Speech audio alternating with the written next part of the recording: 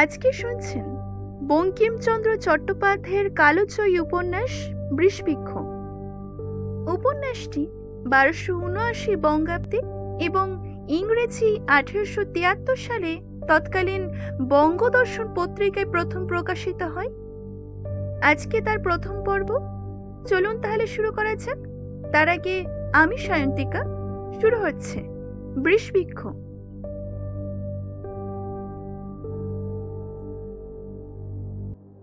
নগেন্দ্র দত্ত নৌকারোহণে যাইতেছিলেন। জ্যৈষ্ঠ মাস, তুফানের সময়। স্ত্রী সূর্যমুখী মাথার দিব্য দিয়া বলিয়া দিয়াছিলেন, শোনো, দেখিয়া যাও, নৌকা সাবধানে লইয়া যাও, তুফান দেখিলে লাগাইও, ঝড়ের সময় কখনো নৌকায় থাকিও না। নগেন্দ্র স্বীকৃত লইয়া নৌকারোহণ করিয়াছিলেন, নহিলে সূর্যমুখী ছাড়িয়া দেন না। কলিকাতায় না গেলেও নহে, অনেক কাজ ছিল। নগেন্দ্রনাথ মহাধনবান ব্যক্তি, জমিদার। তাহার বাসস্থান গোবিন্দপুর। যে জেলায় সেই গ্রাম। তাহার নাম গোপন রাখিয়া হরিপুর বলিয়াই তাহার বর্ণন করিব। নগেন্দ্রবাবু যুবা পুরুষ, বয়স ওনার 30 মাত্র। নগেন্দ্রনাথ আপনার বজরায় যাইতেছিলেন। প্রথম 2-1 দিন নির্বিঘ্নে গেলেন। নগেন্দ্র দেখিতে দেখিতে গেলেন নদীর জল অবিরল চলচল চলিতেছে, ছুটিতেছে, বাতাসে নাচিতেছে, রৌদ্রে হাসিতেছে, আপত্তি ডাকিতেছে। জল অশান্ত, অনন্ত, ক্রিয়াময়। জলের ধারে তীরে তীরে মাঠে মাঠে রাখালেরা গরু চড়াইতেছে, কেহ বা বৃক্ষের তলায় বসিয়া গান করিতেছে, কেহ বা তামাকু খাইতেছে, কেহ বা মারামারি করিতেছে, কেহ কেহ বোঝা খাইতেছে।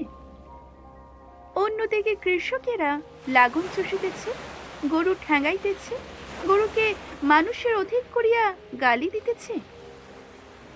ঘাটে ঘাটে কৃষকের মহিষীরাও কলসি, চেরা কাঁথা, পচা মাদুর, রূপার তাবিজ, নাকছাবি, পিতলের পৈঁচে, 2 মাসের ময়লা পরিধেয় বস্ত্র, মশে নিন্দিত গায়ের বর্ণ, রুক্ষ কেশ লইয়া বিরাজ করিতেছেন।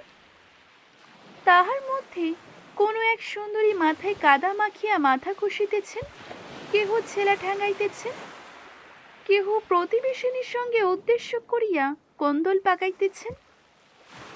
অন্যদিকে প্রাচীনেরা বক্তৃতা দিতেছেন, মধ্যবয়স্করা শিব পূজা করিতেছেন, আর বালক বালিকারা চেঁচাইতেছে, কাদা মাখিতেছে, পূজার ফুল কুড়াইতেছে, সাঁতার দিতেছে। আকাশে তখন সাদা মেঘ রৌদ্রতপ্ত হইয়া ছুটিতেছে, তাহার ঠিক নিচেই পাখি উড়িতেছে। হিয়া নৌকাখানা গজেন্দ্র মনে যাইতেছে পরের প্রয়োজনে। বোঝাই নৌকা যাইতেছে না, তাহাদের প্রভু প্রয়োজন মাত্র। এমনই করিয়াই নগেন্দ্র প্রথম 2-1 দিন দেখিতে দেখিতে গেলেন। পরে একদিন আকাশে মেঘ উঠিল, মেঘ আকাশ ঢাকিল, নদীর জল কালো হইল, মেঘের কোলে করিল, নদী নিষ্পন্দ হইয়া গেল। নগেন্দ্র নাবিক দিগকে আজ্ঞা করিলেন, নৌকাটা কিনারায় বাঁধিও। রহমত মোল্লা মাঝি তখন নামাজ পড়িতেছেন, কথার কোনো উত্তর দিলেন না। রহমত আর কখনো মাঝিগিরি করে নাই। রহমত হাঁকে ডাকে খাটো নন। নামাজ পড়া সমাপ্ত হইলে বাবুর দিকে ফিরিয়া বলিলেন, ভয় কি হুজুর, আপনি নিশ্চিন্তে থাকুন।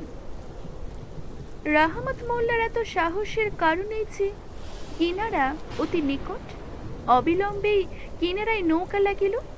তখন নাবিকেরা নামিয়া নৌকা কাছে করিল। বোধহয় রহমত মোল্লার সঙ্গে দেবতার কিছু বিবাদ ছিল। ঝড় কিছু গুরুতর বেগিয়ে আসিল। ঝড় বড় আগে আসিল। ঝড় ক্ষণিককাল গাছপালার সঙ্গে মল্লযুদ্ধ করিয়া সহোদর বৃষ্টিকে ডাকিয়া আনিল। তখন দুই ভাই বড় মাতামাতি আরম্ভ করিল। ভাই বৃষ্টি, ভাই ঝড়ের কাঁধে চড়িয়া উড়িতে লাগিল। এই দুই ভাই মিলিয়া ডাল ভাঙি, লতা ছেড়ে, ফুল লোপে, নদীর জল ওড়াই, নানা উৎপাত করে। এক ভাই তো রহমত মোল্লা টুপি উড়াইয়া নিয়ে গেল। ঠিক এই সময় নগেন্দ্র ভীষণ সংকটে পড়িলেন। নৌকা হইতে ঝড়ের ভয়ে নামিলে নাবিকেরা কাপুরুষ মনে করিবে, আর না নামিলে সূর্যমুখীর কাছে মিথ্যাবাদী হইতে হয়। হুজুর, পুরাতন কাছে কি জানি কখন কি হয়, বড় ঝড় বাড়িল, নৌকা হইতে নামিলেই ভালো হইত। সুতরাং নগেন্দ্র নামিলেন। নিরাশ্রয়ী নদী তীরে ঝড় বৃষ্টিতে দাঁড়ানো কাহারও পক্ষে সুসাধ্য নহে। বিশেষ করিয়া সন্ধ্যা হইল, ঝড় থামিল না। সুতরাং আশ্রয়ের সন্ধানে যাওয়া কর্তব্য বিবেচনা করিয়াই নগেন্দ্র গ্রামের উদ্দেশ্যে রওনা হইলেন। নদী তীর হইতে গ্রাম কিছুটা দূরবর্তী, কাছেই নগেন্দ্র পদব্রজে পথে চলিলেন। ক্রমে বৃষ্টি থামিল, ঝড়ও অল্পমাত্র রহিল, কিন্তু আকাশ মেঘ পরিপূর্ণ। সুতরাং রাত্রিতে আবার ঝড় বৃষ্টির সম্ভাবনা, কাছেই নগেন্দ্র চলিলেন, ফিরিলেন না। আকাশের মেঘ এতটাই ঘন হইয়া উঠিল যে রাত্রিতে গ্রাম, গৃহ, প্রান্তর, পথ কিছুই লক্ষ্য হয় না। মাঝে মাঝে বায়ুর ঘূর্ণি গর্জন এবং মেঘের গর্জনও কানে আসিতেছে। ক্রমে নগেন্দ্র দূরে একটা আলো দেখিতে পাইলেন। জলপ্লাবিত ভূমি অতিক্রম করিয়া নগেন্দ্র সেই আলোকাভিমুখে চলিলেন। বহু কষ্টে সেখানে উনি উপস্থিত হইলেন। দেখিলেন প্রাচীন বাসগৃহ হইতে আলো নির্গত হইতেছে, গৃহের দ্বার মুক্ত। নগেন্দ্র ভৃত্যকে বাহিরে রাখিয়াই গৃহমধ্যে প্রবেশ করিলেন। দেখিলেন গৃহের অবস্থা ভয়ানক। গৃহটি নিতান্ত সামান্য নহে, কিন্তু এখন তাহাতে সম্পদ লক্ষণ করিবার কিছুই নাই। সকলই ভগ্নপ্রায়, কেবল পেচক, নানাবিধ কীটপতঙ্গের আস্তানা মাত্র। কেবল একটি মাত্র কক্ষে আলো জ্বলিতেছিল। সেই কক্ষর মধ্যে নগেন্দ্র প্রবেশ করিলেন। দেখিলেন কক্ষ মধ্যে মানুষের জীবনযাপনে দুই একটা সামগ্রিক আছে মাত্র, কিন্তু তাও দারিদ্র্যব্যঞ্জক। দুই একটা হাঁড়ি, একটা ভাঙা উনুন, ৩-৪ খান তৈজস, ইহাই হইল গৃহলঙ্কার। আবার দেওয়ালে কালি, কোণে ঝোল, চারিদিকে আরশোলা, মাকড়সা, টিকটিকি, ইঁদুর বেড়াইতেছে। আবার এক ছিন্ন শয্যায় এক প্রাচীন শয়ন করিয়া আছেন। দেখিয়াই বোধ হয় তাহার অন্তিমকাল উপস্থিত। তার চোখ কুমলান, নিঃশ্বাস প্রখর, ওষ্ঠ কম্পিত। শয্যা পাশে একটি মৃন্ময় প্রদীপও জ্বলিতেছে। আর এক শয্যা পাশেও আর এক প্রদীপ ছিল। সে এক অনিন্দিত সৌন্দর্যরূপিণী বালিকা। তৈলহীন প্রদীপের জ্যোতি অপ্রখর বলিয়াই হোক, অথবা বিরহে চিন্তাই হোক, নগেন্দ্রের প্রবেশকালে কেহই তাহাকে দেখিল না।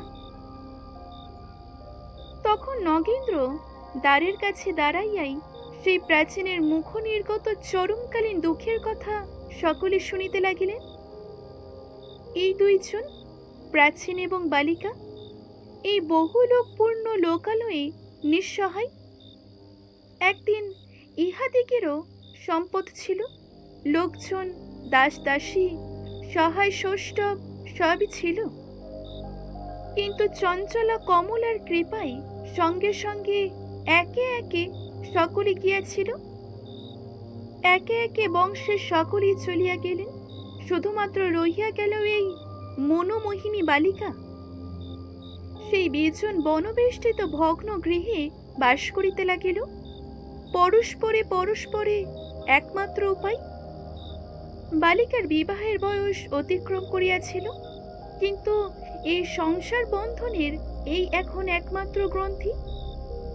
বৃদ্ধ প্রাণ ধরিয়া তাহাকে পরহস্তে সমর্পণ করিতে পারিলেন না।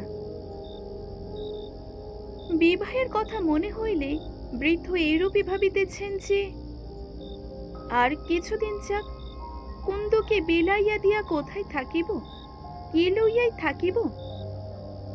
বালিকাটির নাম কুন্দ নন্দিনী। কিন্তু এ কথা তাহার মনে হইত না যে যেদিন তাহার ডাক পড়িবে সেদিন কুন্দকে কোথায় রাখিয়া যাইবেন। আজই হঠাৎই যমদূত আসিয়া শয্যা পার্শ্বে দাঁড়াইল। তিনি তো চলিলেন, কুন্দ নন্দিনী কালে কোথায় দাঁড়াইবে। এই গভীর অনিবার্য যন্ত্রণা প্রতি নিঃশ্বাসে ব্যক্ত হইতেছিল। অবিরল বাড়িধারা পড়িতেছিল তাহার চোখ দিয়া। সেই নিভৃত কক্ষে স্তিমিত প্রদীপে কুন্দনন্দিনী একাকিনী প্রেতার মৃতদেহ ক্রোড়ে লইয়া বসিয়া রহিল। বাহিরে ঘন অন্ধকার, এখনো বিন্দু বিন্দু বৃষ্টি পড়িতেছে। যে প্রদীপে অনেকক্ষণ তৈলশেক হয় নাই, এর সময়ে দুই চারিবার উজ্জ্বলতর হইয়া প্রদীপ নিবিয়া গেল। তখন নগেন্দ্র নিঃশব্দ পদসঞ্চারে গৃহদ্বার হইতে অপসৃত হইলেন। এখানেই শেষ করছি আজকের এই পর্বটি।